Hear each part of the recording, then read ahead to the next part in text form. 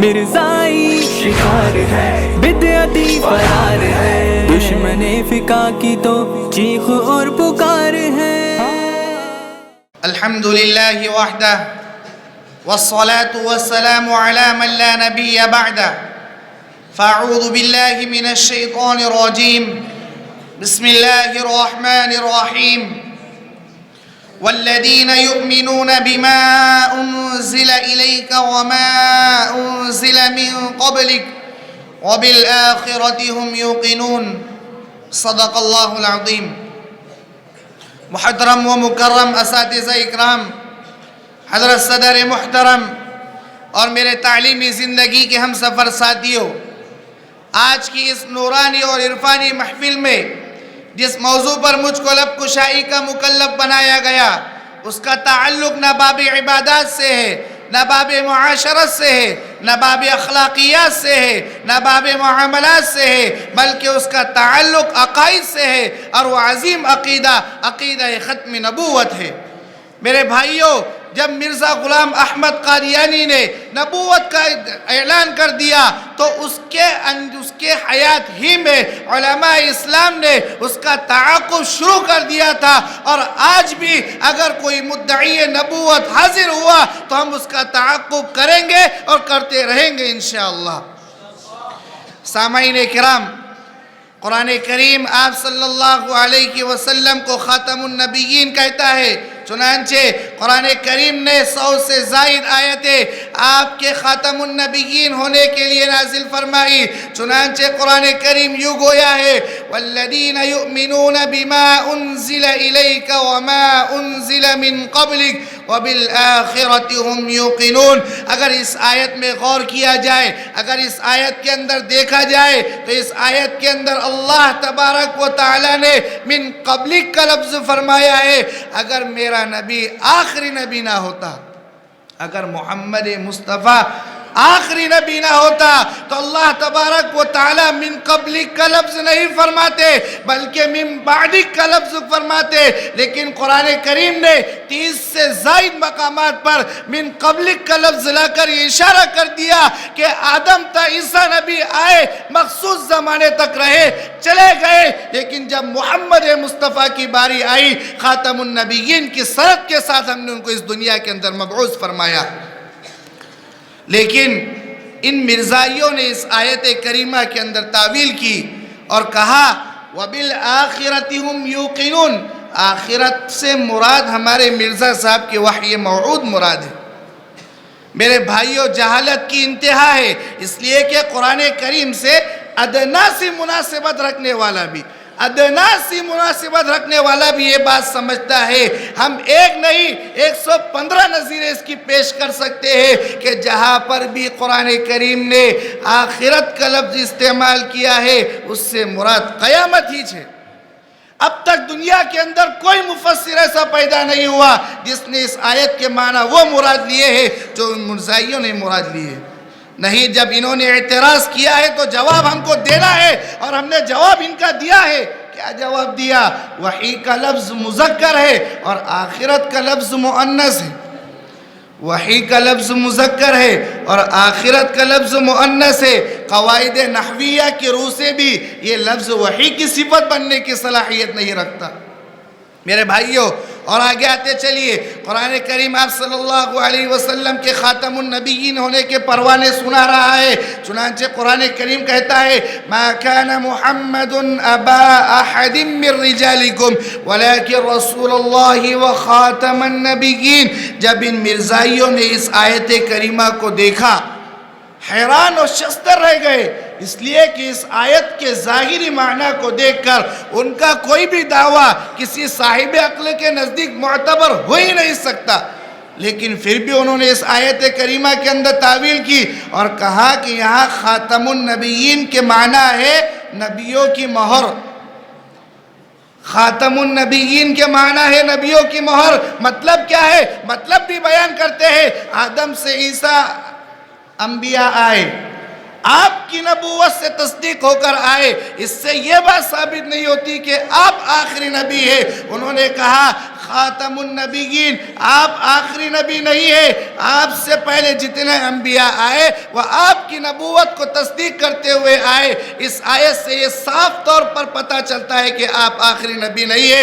اے قادیانیوں جواب سنو، اے قادیانیوں جواب سنو، جو معنی تم نے اس آیت کے مراد لیے ہیں، قرآن کریم کی تصریحات کو اٹھا کر دیکھو، احادیث متواترہ کو کھنگال لو، ایک قاعدہ تم کو ملے گا، جب خاتم کا لفظ کسی قوم یا جماعت کی طرف مضاف ہوتا ہے تو اس سے آخری شخص ہی مراد لیا جاتا ہے۔ جب خاتم کا لفظ کسی قوم یا جماعت کی طرف مضاف ہوتا ہے تو اس سے مراد آخری شخص ہی لیا جاتا ہے۔ اس آیت کریمہ کی تفسیر کو دیکھیے، رئیس المفسرین حضرت عبداللہ ابن عباس رضی اللہ تعالیٰ عنہ فرماتے ہیں وَلَكِنْ نَبِيًّا خَتَمُ النَّبِيِّينَ، یہ آخری نبی ہے، اللہ نے ان کے اوپر نبوت کو ختم کر دیا ہے۔ لیکن یہ جواب ان کو ہضم نہیں ہوا، تو پھر انہوں نے اس آیت کریمہ کے اندر تعویل کی اور کہا النبیین کے اندر جو الف لام ہے وہ الف لام استغراق کا نہیں ہے، الف لام عہد کا ہے۔ کیا مراد ہے اس سے؟ انہوں نے کہا کہ اللہ کے رسول صلی اللہ علیہ وسلم اصحاب شرائع جدیدہ کے آخر ہے، غیر اصحاب شرائع جدیدہ کے آپ آخر نہیں ہے۔ مطلب یہ ہے کہ آپ آخری صاحب شریعت ہے، آپ کے بعد جو نبی آئیں گا اس کو شریعت ملنے والی تو نہیں ہے، لیکن آپ ہی کی شریعت کو وہ آگے بڑھانے والا ہے۔ ہم نے ان کو سیدھا سیدھا یہ جواب دے دیا کہ اے قادیانیوں تم یہ شیطانیت کر رہے ہو، اس لیے کہ تم اصول کو اٹھا کر دیکھ لو، یہاں پر الف لام استغراق ہی کا ہے، الف لام عہد کا نہیں ہے۔ ہم نے ہماری دلیلوں کو مضبوط کیا، اے پاسبان ختم نبوت، ہم نے ہماری دلائل کو مضبوط کیا اور قرآن کریم کی آیات کے اندر جب غور و فکر کیا تو پتہ چلتا ہے، قرآن کریم کہتا ہے یا ایھا النبی انا ارسلناک شاہدا مبشرا ونذیرا وداعیا الى اللہ بإذنہ وسراجا منیرا۔ سراجا منیرا سے مراد کیا ہے؟ حضرت مولانا مفتی محمد شبیر عثمانی نور اللہ مرقدہ فرماتے ہیں کہ یہاں پر سراجا منیرا سے مراد اللہ کے رسول پاک صلی اللہ علیہ وسلم کی ذات اقدس ہے، اس لیے کہ آپ آخری نبی ہے، آپ ہدایت ہے، آپ ہی آفتاب نبوت، آپ ہی آخری ہدایت کے مالک ہے۔ حضرت مولانا قاری محمد طیب صاحب نور اللہ مرقدہ فرماتے ہیں کہ یہاں پر فرمایا سراجا منیرا، مثال کے ذریعے سمجھاتے ہیں کہ جب سورج نہیں ہوتا ہے تو اندھیرا چھا جاتا ہے، جب سورج نہیں ہوتا ہے تو اندھیرا چھا جاتا ہے، مصنوعی روشنیاں مل کر بھی اس اندھیرے کو ختم نہیں کر سکتی، تو آسمان کے اوپر ستارے جگمگاتے ہیں تو تھوڑی سی روشنی ہوتی ہے، لیکن تمام تر ستارے مل کر بھی اس تاریکی کو ختم نہیں کر سکتے۔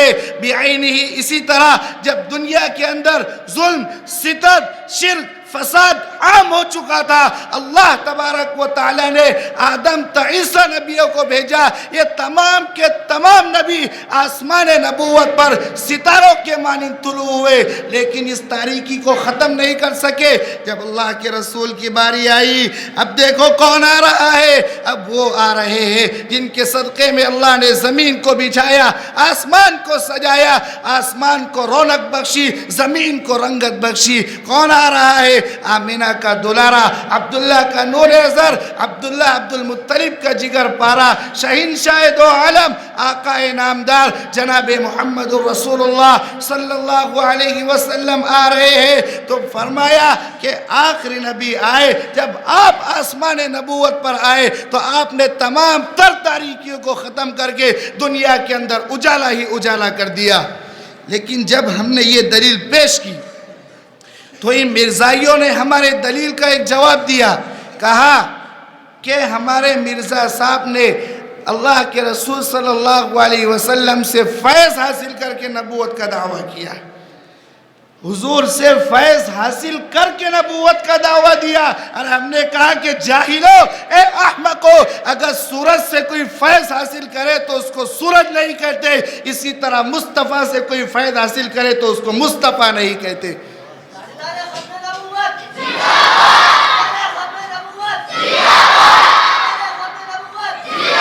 इसलिए ज़रूरत है कि हम तमाम तर अपने अकाईद को मजबूत करें, सीलों के अंदर, जिस्म के रग व रेशे के अंदर पासबान मुस्तफ़ा अक़ीदे ख़त्म नबूवत का जज्बा उजागर करते रहे। अल्लाह तबारक व तआला हम तमाम को तादम हयात इसी अक़ीदे के ऊपर कायम व दायम रखे।